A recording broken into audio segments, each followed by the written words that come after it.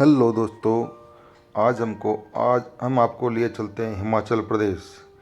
हिमाचल प्रदेश में कुल्लू, मनाली, शिमला, ये लोग यहाँ तो सभी लोग जाते हैं, लेकिन एक ऐसे स्थान पर, ऐसे एक छोटे से गांव में आपको लिए चलते हैं जहाँ बहुत कम लोग पहुँचते हैं और आपको वहाँ पर हिमाचल के घूमने फिरने का और प्राकृतिक दृश्य देखने का कुल्लू मनाली से भी अधिक आनंद आने वाला है।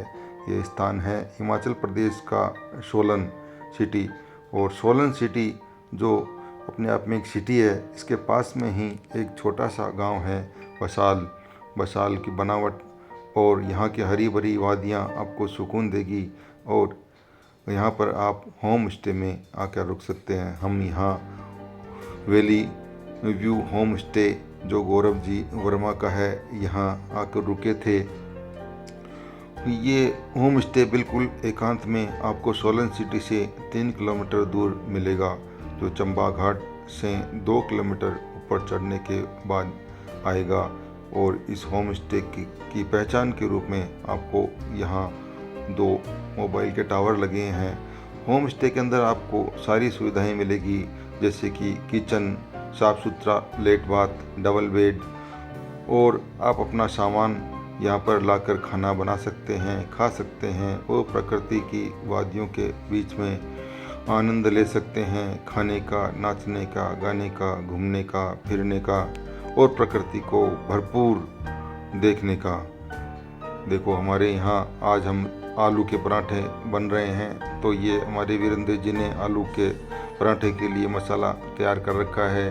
पेड़े बनाकर चपाती बना रहे हैं और हमारे पास छोटा सिलेंडर होने के कारण ये आलू के पराठे उसमें नहीं बन पाएंगे।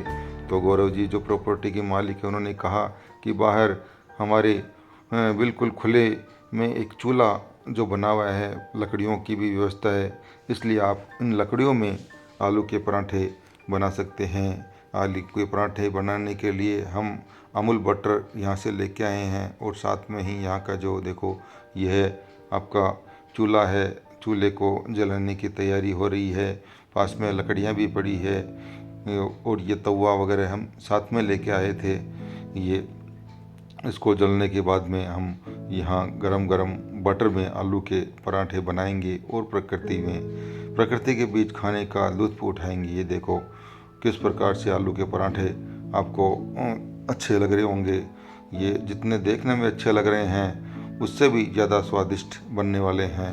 ये चारों तरफ हरे भरी वादियाँ, पूरे चीड़ के पाइन ट्री के पौधे यहाँ बहुतायत में हैं और नीचे पूरे खेत हैं। बिल्कुल ग्रामीण परिवेश के अंदर यह होम स्टे अवस्थित है। आप देख पा रहे होंगे ये सारे आलू के पराठे हमने बना लिए। यहाँ से नीचे पुदीना लगा हुआ था, तो हम पुदीना बीन करके लाए और पुदीने की चटनी बना रहे हैं। पुदीने की चटनी, दही मिलाया हमने, जीरा मिलाया है, हरी मिर्च मिलाई है और हल्की सी लाल मिर्च मिला करके ये सिलवट्टा जो आप देख रहे हो जिसमें चटनी बना रहे हैं, ये प्रॉपर्टी के मालिक गौरव जी ने हमें उपलब्ध करवाया था। तो ये भी कहा ये सारे पराठे तैयार हैं और इन सब को हमने खाने के लिए बैठ करके सब ने बहुत एंजॉय किया है।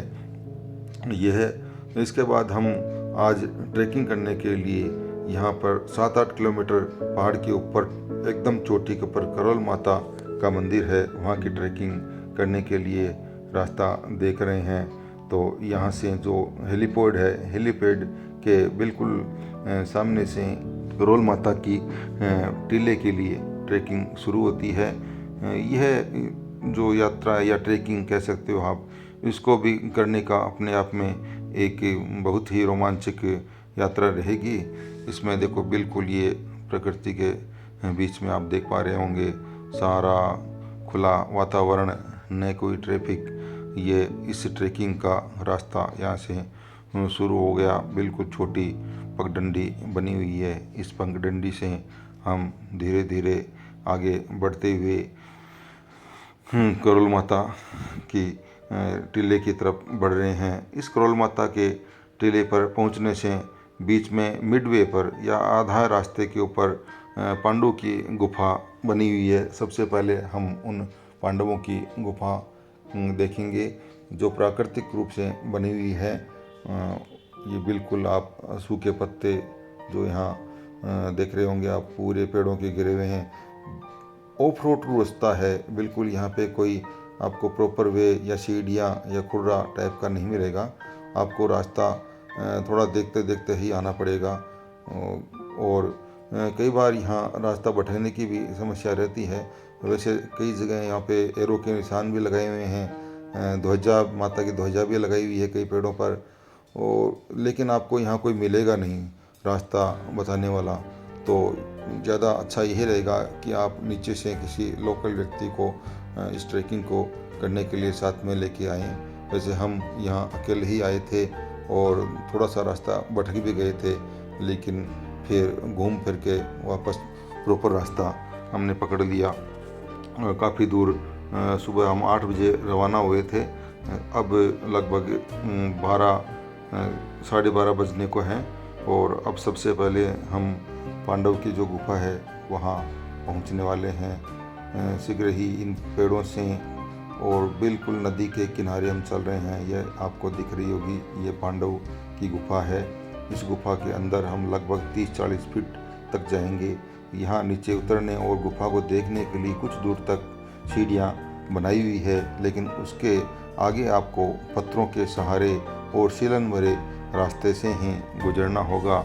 यहाँ लाइट की कोई व्यवस्था नहीं है, इसलिए आपको अपने मोबाइल की टॉर्च जला करके धीरे धीरे बिल्कुल पत्थर का सहारा लेते हुए नीचे उतरना होगा। कहते हैं कि ये पांडवकालीन गुफा है। पांडव यहाँ 1 वर्ष तक रहे थे और जब लाक्षागृह में उनको जलाने की कोशिश की जा रही थी तब वह नीचे गुफा बना करके और यहाँ पर वो निकली थी और इसी स्थान पर वो रहते हैं। लोग आज भी कहते हैं कि इस गुफा के अंदर से अंदर इतनी गहरा और इतना लंबा रास्ता है, लगभग 30-40 किलोमीटर का रास्ता है जो यहाँ से जाकर के और पिंजौर सिटी के अंदर निकलता है। इस बात को लोगों ने इस प्रकार से सिद्ध किया है कि यहाँ एक बार बहुत सारा कलर्ड का पानी डाला गया तो उस पानी को देखा गया तो वो पिंजौर के अंदर निकला। यहाँ एक विशेष प्रकार का पेड़ भी है इस गुफा के ऊपर, जो केवल मात्र इस गुफा के ऊपर ही है।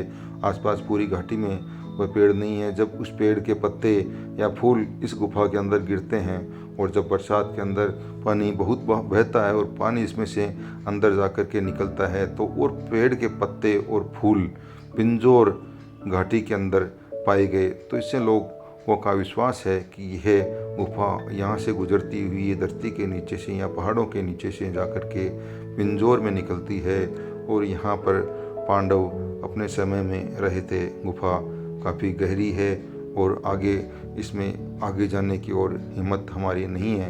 वैसे दिखाई दे रहा है कि आगे भी गुफा का प्रवेश द्वार है, लेकिन हम सोच रहे हैं अब हमें यहाँ से ही वापस ऊपर जाना चाहिए।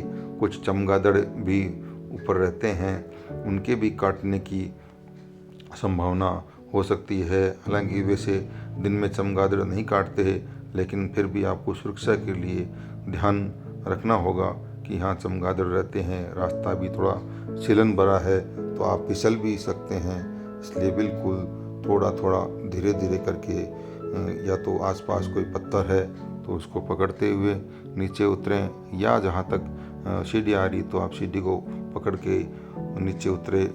अकेले आप इसमें कृपया नहीं जाए, कृपया 2-3 लोग साथ में हों तो ही इसके अंदर जाएं, जिससे यदि कोई गिर भी जाए या कोई चोट आ जाए तो आप उसकी सहायता करके ऊपर ला सकें।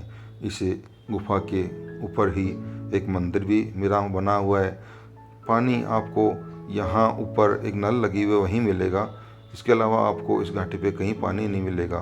तो इसलिए मेरी आपसे गुजारिश है कि आप जब भी ये ट्रैकिंग करें तो कम से कम 2-3 बोतल साथ में लेके आएँ। वहाँ गुफा देखने के पश्चात लगभग 2-1.5 घंटे चलने के पश्चात हम करोल माता के मंदिर पहुँचे। ये करोल माता का मंदिर इस चोटी या इस पहाड़ के बिल्कुल ऊपर ऊंचाई पर स्थित है। यहाँ भी फ़िलहाल कोई पानी की व्यवस्था नहीं है। करोल माता का मंदिर है और यहाँ से पूरा आपको सोलन सिटी दिखाई देगा, साथ ही पूरा बशाल गांव दिखाई देगा। जो बशाल गांव वह है जहाँ हम होम स्टे में रुके हुए हैं और यहाँ बहुत कम लोग आते हैं, लेकिन आपको सुकून से रहना है और प्रकृति के बीच में प्रकृति का आनंद लेना है। तो मेरा कहना ये है कि आप सोलन न रुक कर के बशाल गांव में होम स्टे में रुके और अपने